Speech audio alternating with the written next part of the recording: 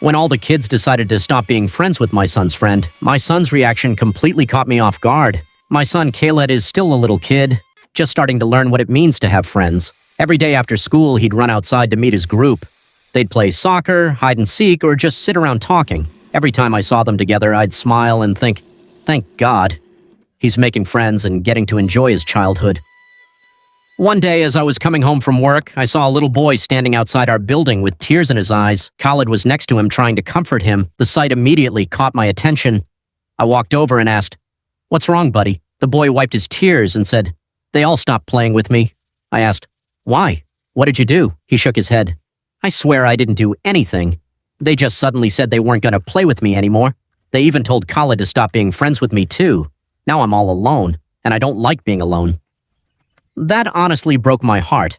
There's nothing worse for a child than feeling unwanted. I looked at Khalid and asked, "Is it true? Did they tell you to stop talking to him?" Without thinking for even a second, he said, "Yeah, so, what did you do?" He answered, "I told them no, he didn't do anything wrong, and I'm not going to stop being friends with someone who's always been nice to me."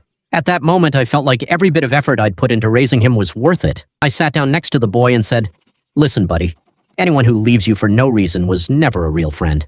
A real friend doesn't turn against you just because everyone else tells them to. Never chase after someone who doesn't want you. The people who appreciate you deserve a place in your life. The ones who don't can keep walking." He looked at me and asked, "So what should I do if they tell me to leave?" I laughed and said, "Just tell them. Go kick rocks." He laughed. Khalid laughed too. A few minutes later, the two of them were running around and playing together like nothing had happened. I thought that was the end of it. But the real surprise came about 2 weeks later. I noticed Khalid would go outside for a little while, then come back home almost immediately. One day I asked him, "Hey Khalid, where are your friends?" He replied, "I'm not playing with them anymore." I assumed they'd had an argument. "Why?" He said, "Remember that boy they stopped talking to?" "Yeah."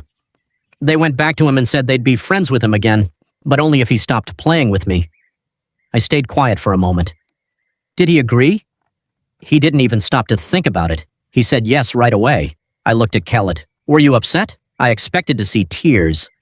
Instead, he was sitting in front of the TV, eating a sandwich and completely focused on his cartoon. He didn't even look at me. With the calmest face ever, he said, "Upset? Nah, Dad, they can go kick rocks." And this is just a little thank you to all my new subscribers.